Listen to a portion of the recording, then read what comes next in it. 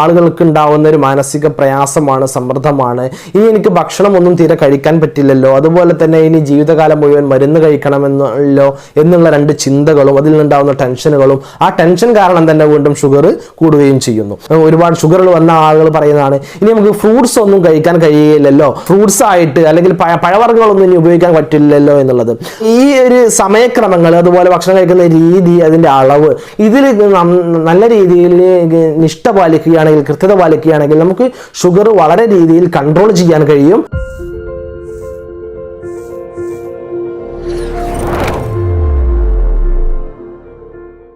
Doctor Hisham Haider, Wandoor. ഇന്ന് diabetes പ്രമേഹത്തിൻ്റെ രണ്ടാമത്തെ ഒരു എപ്പിസോഡ് എന്നുള്ള അർത്ഥത്തിൽ ഒരു പ്രമേഹ രോഗി ഒരു ദിവസം കഴിച്ചിരിക്കേണ്ട ആഹാരത്തെക്കുറിച്ച്, ഒരു ഡയറ്റ് പ്ലാനിനെ കുറിച്ച്, ഒരു ഡയബറ്റിക് ഡയറ്റ് പ്ലാനിനെ കുറിച്ചാണ് ഇന്ന് പറയാൻ ആഗ്രഹിക്കുന്നത്. ശരാശരി നമ്മുടെ കേരളത്തിലെ ഒരു ആഹാര രീതി അനുസരിച്ചിട്ടുള്ള ഒരു ഡയറ്റ് പ്ലാനാണ്, ഒരു ആഹാര രീതിയാണ് ഇന്ന് പറയാൻ ആഗ്രഹിക്കുന്നത്.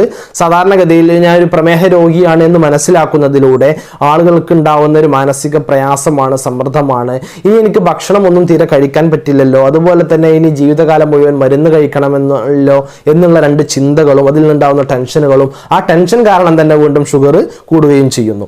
ഇനി അപ്പോൾ ആദ്യമായിട്ട് മനസ്സിലാക്കേണ്ടത്, പൂർണ്ണമായിട്ട് ആഹാരം ഒഴിവാക്കുകയോ ഒന്നുമല്ല ചെയ്യേണ്ടത്.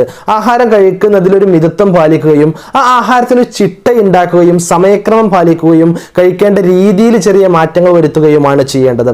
അതിനെക്കുറിച്ചാണ് ഇന്ന് പറയാൻ ആഗ്രഹിക്കുന്നത്. സാധാരണ നാം കഴിക്കുന്നത് ഒന്ന് ബ്രേക്ക്ഫാസ്റ്റ്, അതുപോലെ തന്നെ ലഞ്ച്, പിന്നെ ഒന്ന് ഡിന്നർ, അതിന് ഇടയ്ക്കുണ്ടാവുന്ന സ്നാക്സ്. ഇതാണ് ഇന്ന് പറയാൻ ആഗ്രഹിക്കുന്നത്. ബ്രേക്ക്ഫാസ്റ്റ് ഏറ്റവും പ്രധാനമായി ഓരോ ഭക്ഷണവും കഴിക്കുമ്പോൾ അതിന് കൃത്യസമയത്തായിരിക്കണം, നിശ്ചിത സമയത്ത് ഭക്ഷണം കഴിച്ചു എന്ന് ഉറപ്പുവരുത്തേണ്ടതുണ്ട്. ബ്രേക്ക്ഫാസ്റ്റ് 8 മണിയോട് കൂടി കഴിക്കണം, മാക്സിമം ഒരു ലേറ്റ് ആയാൽ 9 മണി വരെ, 8 to 9 മണിയാവുമ്പോഴേക്ക് ബ്രേക്ക്ഫാസ്റ്റ് കഴിച്ചിരിക്കണം. ബ്രേക്ക്ഫാസ്റ്റ് പലതര രീതിയിലുള്ള ബ്രേക്ക്ഫാസ്റ്റ് ആഹാരം കഴിക്കുന്നവരുണ്ടാവാം.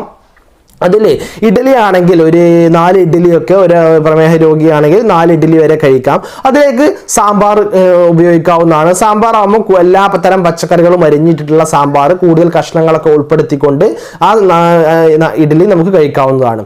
ഇനി അതല്ല പുട്ടാണെങ്കിൽ ഒരു കഷ്ണം പുട്ട് കഴിക്കാവുന്നതാണ്. ആ പുട്ടിലേക്ക് ആ ഒരു കഷ്ണം പുട്ടിൻ്റെ അത്ര ക്വാണ്ടിറ്റി തന്നെ ഉള്ള കടല എടുക്കണം, കടല കഴിക്കണം. അതുപോലെ അല്ലെങ്കിൽ അത്ര തന്നെ ക്വാണ്ടിറ്റി ഉള്ള ചെറുപയർ കഴിക്കാം. ഇങ്ങനെ ആവുമ്പോൾ നമുക്ക് വിശപ്പ് മാറാനുള്ള ആഹാരവുമായി അതിനനുസരിച്ചുള്ള പ്രോട്ടീൻ കണ്ടന്റും ഒക്കെ ആവുന്നതോടുകൂടി നമുക്ക് അധികമായിട്ടുള്ള പുട്ടിൻ്റെ ആവശ്യവും അവിടെ വരികയും ചെയ്യുന്നില്ല.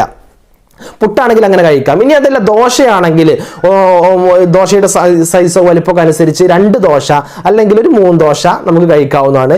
ആ ദോശക്ക് ആ 2 ദോശയുടെ അളവിൽ തന്നെ കടല കഴിക്കണം. അല്ലെങ്കിൽ സാമ്പാർ ആണെങ്കിൽ ഒരു ഈ കഷ്ണങ്ങൾ, എല്ലാ കഷ്ണങ്ങളും ചേർത്തുണ്ടാക്കിയ കഷ്ണങ്ങളൊക്കെ കൂടുതൽ ചേർത്തിട്ടുള്ള ഈ ദോശയും നമുക്ക് കഴിക്കാവുന്നതാണ്.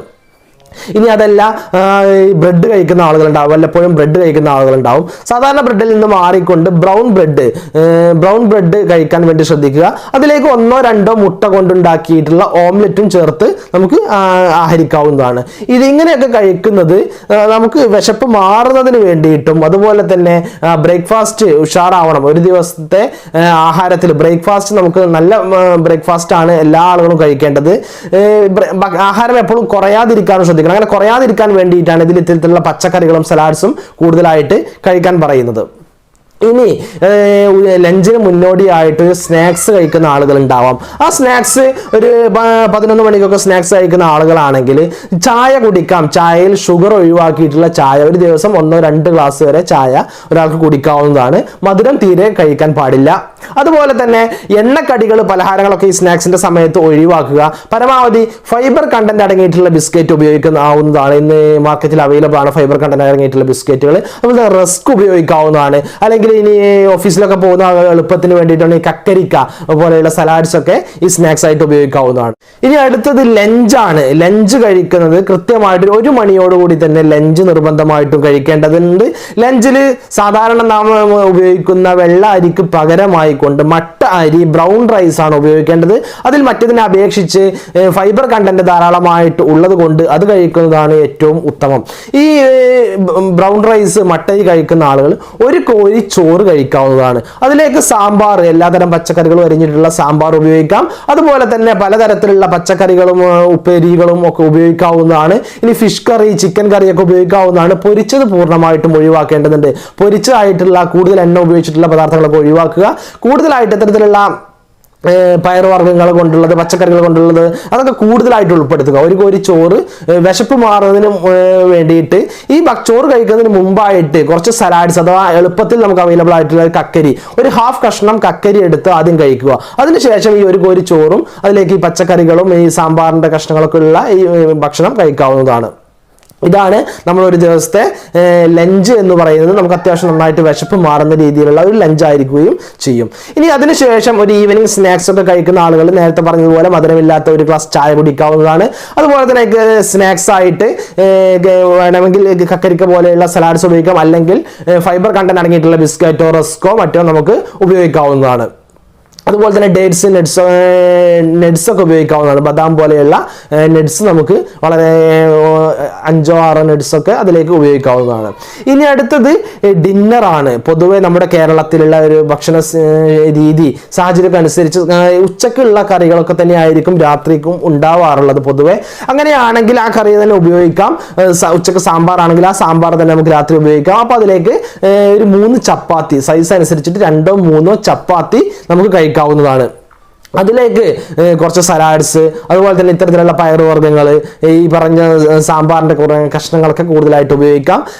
എളുപ്പത്തിൽ അവൈലബിൾ ആയിട്ടുള്ള സലാഡ്സ് ഒക്കെ നമുക്ക് ധാരാളമായിട്ട് ഉപയോഗിക്കാം. ഇനി അതല്ല എങ്കിൽ മറ്റൊന്നും എപ്പോഴും ഒന്ന് തന്നെ ആവാതെ മാറ്റി പിടിക്കുന്നതിന് വേണ്ടിയിട്ട് നമുക്ക് ഓട്സ് ഉപയോഗിക്കാവുന്നതാണ്. മധുരം ചേർക്കാത്ത ഓട്സ് വളരെ നല്ലൊരു ആഹാരമാണ്. ധാരാളമായിട്ട് ഫൈബർ കണ്ടന്റ് അടങ്ങിയിട്ടുണ്ട് ഓട്സിൽ എന്നുള്ളത്.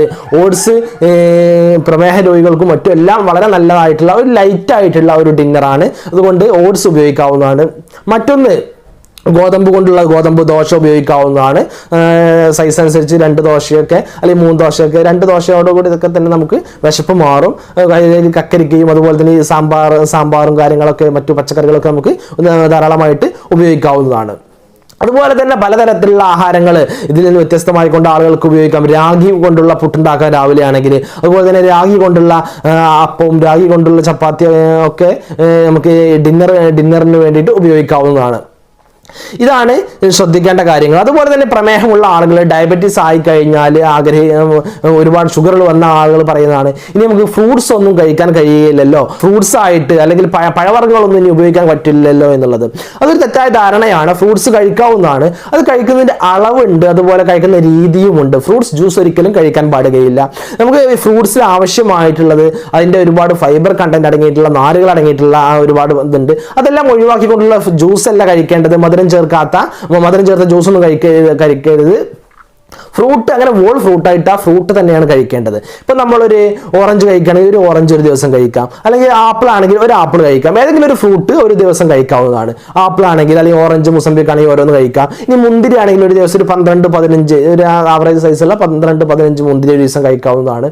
ഇങ്ങനെ അതുപോലെ കിവി, അവക്കാഡോ പോലെയുള്ള ഫ്രൂട്ട്സ് ഒക്കെ ഇതുപോലെ നമുക്ക് ഒന്ന് വെച്ചിട്ട് ഒരു ദിവസം കഴിക്കാവുന്നതാണ്. അതുകൊണ്ട് വേറെ പ്രശ്നങ്ങളോ പ്രയാസങ്ങളോ ഒന്നും തന്നെ നമുക്കുണ്ടാവുകയില്ല. ഇനി ചെറുപഴം ആണെങ്കിൽ ഒരു ചെറുപഴം കഴിക്കാം. നേന്ത്രപ്പഴം ആണെങ്കിൽ ഒരു അരമുറി നേന്ത്രപ്പഴം കഴിക്കാവുന്നതാണ്. ഇതിലേതെങ്കിലും ഒരു ഫ്രൂട്ട് ഒരു ദിവസം ഉപയോഗിക്കാവുന്നതാണ്. ഇനി തീരെ ഒഴിവാക്കേണ്ടത്, ആഹാരത്തിൽ തീരെ ഒഴിവാക്കേണ്ടതെന്ന് പറഞ്ഞാൽ ആഡഡ് ഷുഗേഴ്സ് ആണ്. ഡയറക്റ്റ് ഷുഗേഴ്സ്, പഞ്ചസാരയാവാം, അല്ലെങ്കിൽ തേന്, ശർക്കര, ഇങ്ങനെ ഇതെല്ലാം ആഡ് ചെയ്തിട്ടുള്ള ആഹാരങ്ങളൊക്കെ ഒഴിവാക്കണം. ഇത്തരത്തിലുള്ള ഷുഗറുകളൊക്കെ പൂർണ്ണമായിട്ട് ഒഴിവാക്കണം. ഈ ഷുഗർ ആഡ് ചെയ്തിട്ടുള്ള മധുര പലഹാരങ്ങൾ, ബേക്കറികൾ പൂർണ്ണമായിട്ട് ഒഴിവാക്കണം. ഫാസ്റ്റ് ഫുഡ്, ജങ്ക് ഫുഡിന്റെ ഉപയോഗം പൂർണ്ണമായിട്ട് നിർത്തേണ്ടതുണ്ട്, പൂർണ്ണമായിട്ട് സ്റ്റോപ്പ് ചെയ്യേണ്ടതുണ്ട്. അതുപോലെ തന്നെ ധാരാളമായിട്ട് വെള്ളം കുടിക്കുക. രാവിലെ മുതൽ വൈകുന്നേരം വരെ ധാരാളമായിട്ട് വെള്ളം കുടിക്കുക. ഇതാണ് ഒരു ദിവസത്തിലുള്ള ആഹാര രീതി. ഇങ്ങനെ വളരെ കൃത്യനിഷ്ഠയോടുകൂടി രാത്രി ഭക്ഷണം കഴിക്കുന്നതിന്റെ സമയം ഞാൻ പറഞ്ഞില്ല എന്ന് തോന്നുന്നു. രാത്രി ഭക്ഷണം കഴിക്കേണ്ടത് ഉറങ്ങുന്നതിൻ്റെ 2 മണിക്കൂർ മുമ്പ്, കൃത്യമായിട്ടൊരു 9 മണി അല്ലെങ്കിൽ 10 മണിയോട് കൂടി എല്ലാവരും ഉറങ്ങണം. അപ്പോൾ അതിൻ്റെ 2 മണിക്കൂർ മുമ്പെങ്കിലും ഭക്ഷണം കഴിച്ചിരിക്കണം, രാത്രി ഭക്ഷണം. ഈ ഒരു സമയക്രമങ്ങൾ, അതുപോലെ ഭക്ഷണം കഴിക്കുന്ന രീതി, അതിൻ്റെ അളവ്, ഇതിൽ നല്ല രീതിയിൽ നിഷ്ഠ പാലിക്കുകയാണെങ്കിൽ, കൃത്യത പാലിക്കുകയാണെങ്കിൽ നമുക്ക് ഷുഗർ വളരെ രീതിയിൽ കൺട്രോൾ ചെയ്യാൻ കഴിയും. അതുപോലെ തന്നെ ഇനി ശ്രദ്ധിക്കേണ്ട ഒരു കാര്യം എന്ന് പറഞ്ഞാൽ എക്സസൈസ്, വ്യായാമങ്ങളാണ്. ഏതെല്ലാം തരത്തിലുള്ള വ്യായാമം ചെയ്യാം, എങ്ങനെ ചെയ്യാം, എത്ര ചെയ്യാം എന്നുള്ളതൊക്കെ നമുക്ക് നോക്കാം.